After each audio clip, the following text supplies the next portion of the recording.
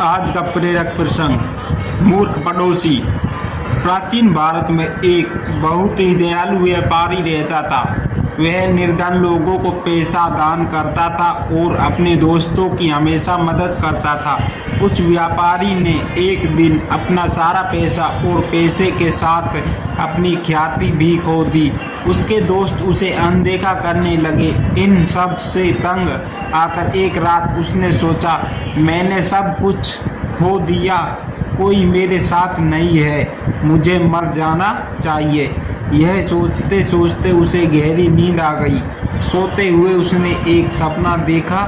सपने में एक भिक्षु ने उससे कहा, कल मैं तुम्हारे द्वार पर आऊँगा, तुम्हें मेरे सिर पर लाठी से चोट करनी होगी, मैं सोने की मूर्ति में बदल जाऊंगा।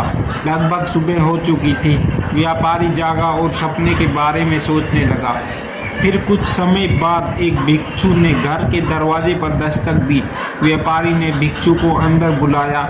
व्यापारी ने भिक्षु के सिर पर लाठी से वार किया और भिक्षु तुरंत ही सोने की मूर्ति में बदल गया। पास से ही एक पड़ोसी जा रहा था, उसने यह सब देख लिया। लालची पड़ोसी ने व्यापारी की नकल करने का फैसला लिया। अगले दिन पड़ोसी एक आश्रम में गया और कुछ भिक्षुओं से एक कठिन पुस्तक को समझाने के लिए अपने घर पर आने का आग्रह किया। भिक्षुओं ने उसका आग्रह स्वीकार कर लिया। अगले दिन कई भिक्षु उस पड़ोसी के घर आए। उसने अपने घर का द्वार बंद कर दिया और भिक्षुओं के सिर पर लाठी से प्रहार करना शुरू कर दिया। जब एक भी भिक्षु सोने की मूर्ति में नहीं बदला तो पड़ोसी निराश हो गया। पड़ोसी ने भिक्षुओं पर हमला करने के अपराध में बंदी बना दिया गया। पड़ोसी ने अपने कृत्य के लिए व्यापारी को दोषी ठहराया। राजा ने व्यापारी को राज दरबार में बुलाया।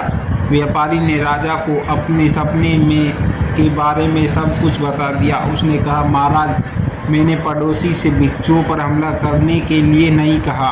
पड़ोसी को यह मूर्खता करने से पहले इसके दुष्परिणामों के बारे में सोचना चाहिए था। राजा व्यापारी की बात से सहमत था। अंततः उसने व्यापारी को मुक्त कर दिया और सैनिकों से मूर्ख पड़ोसी को कारागार में डालने का आदेश दिया। शिक्षा। मित्रों, बिना सोचे समझे कोई भी कार्य नहीं करना चाहिए।